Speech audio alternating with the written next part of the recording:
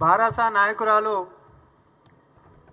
కల్వకుంట్ల కవిత గారు మరికొన్ని రోజులల్లా ఒక కొత్త పార్టీ పెట్టాలనేటటువంటి యోచనని మేము స్వాగతిస్తా ఉన్నాం.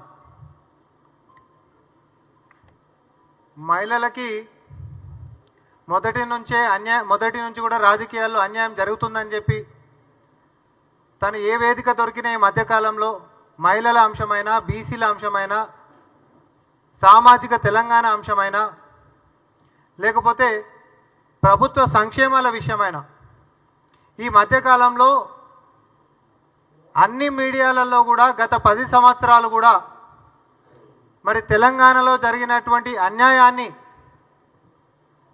పరోక్షంగానే కవిత గారు మరి వాళ్ళ సొంత పార్టీ, వాళ్ళ తండ్రి కేసీఆర్ గారి పైన మరి తన యొక్క అసంతృప్తిని పరోక్షంగా ఎక్కడ వేదిక దొరికినా అవకాశం వదిలిపెట్టకుండా మరి మధ్యకాలం మాట్లాడడం మనందరం కూడా విన్నాం. అయితే దానికి ఉదాహరణలు కూడా మనం మాట్లాడుకోవచ్చు. ఏంటివి అని అంటే, భౌగోళిక తెలంగాణ మాత్రమే వచ్చింది, సామాజిక తెలంగాణ రావాల్సినటువంటి అవసరం ఉంది అనేటటువంటి అంశం తీసుకున్నా. లేకపోతే భూములు ఎకరాలు ఉంటున్నటువంటి వాళ్ళకే లక్షల రూపాయలు వచ్చినాయి, కానీ భూమి లేనటువంటి వాళ్ళకి న్యాయమే జరగలేదనేటటువంటి వ్యవహారమైనా, లేకపోతే బీసీలకు అన్యాయం జరిగింది అనేటటువంటి వ్యవహారమైనా, లేకపోతే మహిళలకి సమానత్వంలో భాగస్వామ్యం, రాజకీయాల్లో భాగస్వామ్యం ఉండాలనేటటువంటి విషయాలైనా, సామాజిక కోణంలో తను చేస్తున్నటువంటి అన్ని వ్యాఖ్యలు కూడా గత 10 సంవత్సరాల్లో వాళ్ళ నాయన నడిపించినటువంటి ప్రభుత్వంలో చెయ్యలేకపోయినరు అనేటటువంటిది ఈ సర్వసభ్య సమాజానికి తన యొక్క సందేశంగా తన లోపట ఉంటున్నటువంటి అసంతృప్తిని కూడా బయటికి చెప్తా ఉంది. మరి అసంతృప్తి ఎడికించి వచ్చింది? సొంత పార్టీ మీద, సొంత కుటుంబం మీద, తోడబుట్టినోళ్ళ మీద, లేకపోతే కన్న తండ్రి మీద. ఎందుకు మొదలైంది అంటే, జైల్లోకించి బయటకు వచ్చినాక మీ అందరికీ గుర్తుందా, పిడికలు ఎత్తినాక దీనికి కారణమైనటువంటి వాళ్ళని ఎవరిని కూడా వదిలిపెట్టా అని చెప్పి కవిత గారు వ్యాఖ్యానించడం జరిగింది. అవునా కాదా? ఎవరిని కూడా వదిలిపెట్టా దీనికి కారణమైనటువంటి వాళ్ళు అంటే ఎవరు? బీజేపీయే కదా లోపటేసింది. అప్పుడు బీజేపీయే కదా. అట్లాంటి తనని జైల్లో వేసినటువంటి బీజేపీ తోటి ఈరోజు లోపాయకారి ఒప్పందంగా బీఆర్ఎస్ పార్టీ మరి కలిసి చేస్తున్నటువంటి నాటకాలన్నీ జీర్ణించుకోలేనటువంటి కవిత గారు మరి తన యొక్క అసంతృప్తిని బాహటంగానే వ్యక్తపరుస్తున్నటువంటి దాని విధంగా మనం చూడాల్సినటువంటి అవసరం ఉంది. ఎందుకు అని అంటే, వాళ్ళ సంగతి చూస్తా అని చెప్పి శపథం తీసుకున్నటువంటి కవిత గారు, బీజేపీ వాళ్ళని వదిలిపెట్టము అని చెప్పి శపథం తీసుకున్నటువంటి కవిత గారు, మరి ఎవరైతే శపథాలు తీసుకున్నారో ఆమె నోరే నొక్కేసినటువంటి వాస్తవ పరిస్థితి వాళ్ళ సొంత పార్టీ బీఆర్ఎస్లో ఉంది. బీజేపీకి వ్యతిరేకంగా కొట్లాడేటటువంటి పరిస్థితి ఉందా? అట్లాంటి వాతావరణాన్ని బీఆర్ఎస్ పార్టీ ఈరోజు ఎంకరేజ్ చేసేటటువంటి పరిస్థితి ఉందా? ఒక పక్క కవిత గారికి రాజకీయంగా తనని దూరం చేయడము, అవకాశాలు ఇవ్వకపోవడం ఒక లెక్క ఉంటే, ఇంకా మరీ ముఖ్యమైనటువంటి వ్యవహారం ఏంటిది అని అంటే, బారాస అని అంటే ఈరోజు వేల కోట్ల రూపాయల ఆస్తుల యొక్క ట్రస్ట్ల ఉన్నటువంటి విషయం మన అందరికీ కూడా తెలుసు. దాని ఆస్తులు ఎంతనో.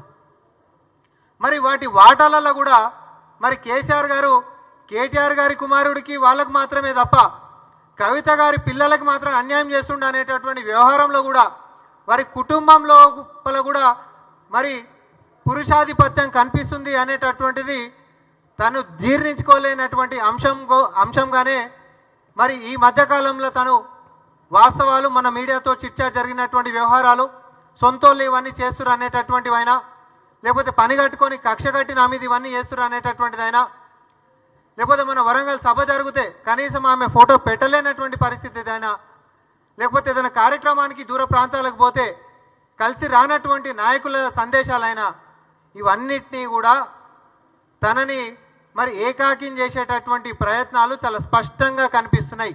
మీదికి పాపం కవిత గారు ఎన్ని చెప్పినా జరుగుతున్నటువంటి వాస్తవాలు ఇవన్నీ అనేటటువంటిది మనందరికీ కూడా తెలుసు. అయితే కాంగ్రెస్ పార్టీ నుంచి మహిళలు రాజకీయంగా రాణించాలనేటటువంటి దాని గురించి కాంగ్రెస్ పార్టీ ఎప్పటి నుంచో కూడా కృషి చేస్తూ ఉంది. దాన్ని భవిష్యత్తులో కూడా చేస్తూనే ఉంటుంది. అయితే తెలంగాణలో ఒక మహిళ పార్టీ పెట్టేటటువంటి ఆలోచనతో ముందుకు వస్తే ఖచ్చితంగా మేము స్వాగతిస్తాం, ఖచ్చితంగా మేము స్వాగతిస్తాం. కానీ తండ్రి నుంచి అబ్బినటువంటి వారి యొక్క పాలనలో ఉంటున్నటువంటి వినాశకాలైనా, లేకపోతే వారి యొక్క పరిపాలన విధానాలైనా, లేకపోతే నిర్ణయాలైనా అవన్నిటినీ కూడా ఒక లెసన్ లెక్క నేర్చుకొని ఇట్లా మాత్రం మనం ఉండొద్దు అనేటటువంటి ఆలోచనతో కవిత గారు బయటికి రావాలి.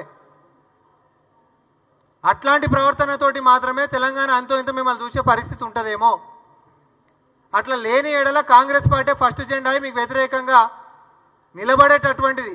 ఎందుకంటే మీ తండ్రి గారికి వ్యతిరేకంగా నిలబడేది కూడా కాంగ్రెస్ పార్టీయే. రేపు పొద్దున భవిష్యత్తులో మీరు ఏ నిర్ణయాలు తీసుకున్నా మీకు వ్యతిరేకంగా నిలబడేది కూడా కాంగ్రెస్ పార్టీ అని చెప్పి నేను చాలా స్పష్టంగా తెలియజేసుకుంటా ఉన్నా. ఎందుకు అనంటే బీజేపీ బీఆర్ఎస్ యొక్క నెక్సెస్ ఎంత గట్టిగా ఉందంటే, వారి యొక్క అనుబంధం ఎంత గట్టిది అనంటే, కవిత కన్నబిడ్డ కవిత శపథం తీసుకొని ఆమెను లోపటేసినటువంటి వాళ్ళ సంగతి చూస్తే రాజకీయంగా అంటే కూడా ఇంచుమించు ఆమె చేతులు కాళ్ళు కట్టేసి నోరు ముప్పించేసినటువంటి పరిస్థితులు మనకి చాలా స్పష్టంగా కనిపిస్తున్నాయి. అప్పుడు ఇప్పుడు భవిష్యత్తులో కూడా బీజేపీ బీఆర్ఎస్ ఇద్దరు కలిసి ముందుకి నడుస్తున్నారు, నడిచిండ్రు, నడుస్తారు. దాంట్లో సొంత ఇంటి వాళ్ళైనా సరే ఎవరైనా వాళ్ళకి వ్యతిరేకంగా ఆ యొక్క బంధానికి వ్యతిరేకంగా పోరాటానికి ఇట్ట పూనుకుంటే ఈరోజు కవిత గారి యొక్క పరిస్థితే భవిష్యత్తులో అందరికీ కూడా ఆ యొక్క పార్టీలో ఉంటుంది అనేటటువంటి చాలా స్పష్టంగా మనందరూ కూడా కనిపిస్తూ ఉంది. రాజకీయాలు అనేటటువంటిది, భావజాలాలు అనేటటువంటి ఎన్ని వేరైనా కూడా మహిళలని ప్రోత్సహించేటటువంటి అలవాటు ఉన్నటువంటి కాంగ్రెస్ పార్టీ మీరు ఒక మంచి నిర్ణయంతో ముందుకు వస్తామంటే మేము స్వాగతిస్తాం. సమాజానికి మేలు చేస్తామనంటే స్వాగతించేటటువంటి అంశమే. తెలంగాణలో ఒక మహిళ పార్టీతో ముందుకు వస్తుంది అనంటే ఒక మంచి పరిణామమే కూడా, కాదని ఎవరు అనరు. అయితే తన యొక్క అసంతృప్తిని లేఖ ద్వారా తన యొక్క తండ్రికి పంపించినటువంటి వ్యవహారము నిజమా కాదా ఇక వాళ్ళే చెప్పాలి. ఆమె అమెరికా పోయేదానికంటే ముంగటనే కొన్ని లేఖలని బహిర్గతం చేసేటటువంటి ఆలోచనలు ముందుకు ఉన్నాయా లేవా అనేటటువంటిది కూడా వాళ్ళు జవాబు చెప్పాలి. ఒక చివరి రిసార్ట్గా తన యొక్క అసంతృప్తిని మొత్తం కూడా లేఖల ద్వారా తండ్రికి పంపించి అక్కడి నుంచి ఎట్లాంటి స్పందన గిట్ట రాకపోతే తన యొక్క భవిష్యత్తు కార్యాచరణని ప్రకటించేటటువంటి ఆలోచనలో కవిత గారు ఉంటున్నటువంటి విషయాన్ని వాళ్ళకంటే ముంగట మేమే చెప్తా ఉన్నాం.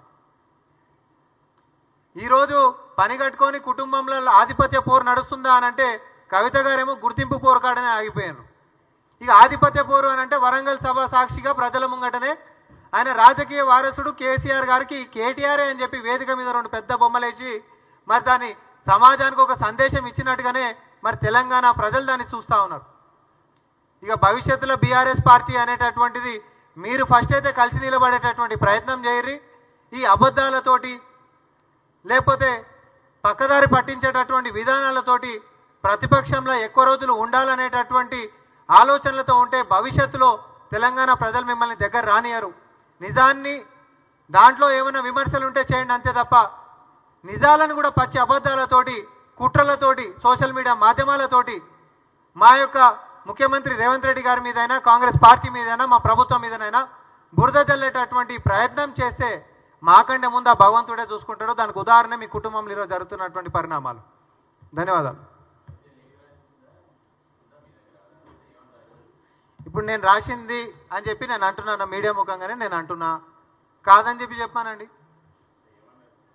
ఆమెకు ఉంటున్నటువంటి అసంతృప్తి మొత్తం కూడా ఆమెకు ఎట్లా గుర్తింపు నోచుకోలేకుండా పోయింది, జైలు పాలై వచ్చినాక కూడా ఆమెకు ఎట్లా మర్యాద లేకుండా పోయింది, కనీసము పార్టీ నాయకత్వంలో నాయకులకు ఇస్తున్నటువంటి సందేశాలలో ఆమెను ఎందుకు చేరదీసేటటువంటి విధానాలు లేవు. ఒక అంశం కాదు అన్ని అంశాలలో కూడా మరి కుటుంబం మధ్యలోనే ఈరోజు అవుతుంది. చివరికి అడిగిటేం కాకపోతే అవి బహిర్గతం అయ్యేటటువంటి దానికి కూడా సందేశం ఇచ్చినట్టుగా మాకుంటున్నటువంటి విశ్వసనీయ సమాచారం. నాది అబద్ధం అయితే వచ్చి బయటకు వచ్చి చెప్పమను. నేను దానికంటే అమెరికా పోయేదానికంటే ముంగటనే లెటర్లని బయటికి పెట్టేటటువంటి ఆలోచనలో కవిత గారు ఉర్రా లేదా ఇది చెప్పాలి.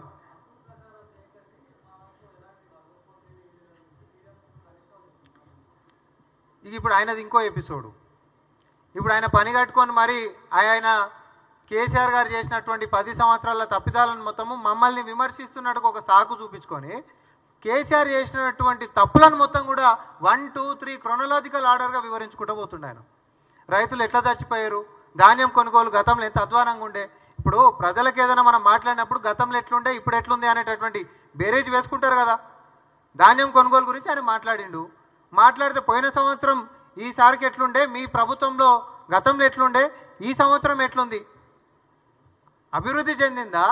ప్రొక్యూర్మెంట్లో కానీ, పండించడంలో కానీ, ప్రొక్యూర్మెంట్లో కానీ, పేమెంట్ చేయడంలో కానీ వాళ్ళకంటే మేము 4 రెట్లు ఎక్కువనమా, మేము తగ్గినమా అనేటటువంటిది మీలాంటి విఘ్నులందరూ కాగితం పట్టుకొని రేపు పొద్దున చూపెట్టరా? ఇవన్నీ కావాలని ఇక ఆయనది ఇంకో పంచాయతీ కాబట్టి, బిడ్డది ఒక పంచాయతీ, ఆయనది ఇంకో పంచాయతీ, ఇంకొకసారి మనం మాట్లాడుకుందాం.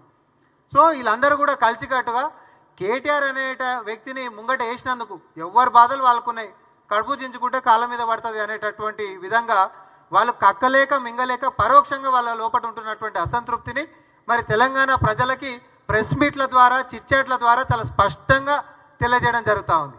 విదేశాల్లో ఉన్నత విద్యను చదువుకోవాలని అనుకుంటున్నారా? అయితే వెంటనే ఫ్లైగ్రాడ్ ఓవర్సీస్ ఎడ్యుకేషన్ కన్సల్టెన్సీని సంప్రదించండి. మీ విదేశీ కలలను సాకారం చేసుకోండి. ఫ్లైగ్రాడ్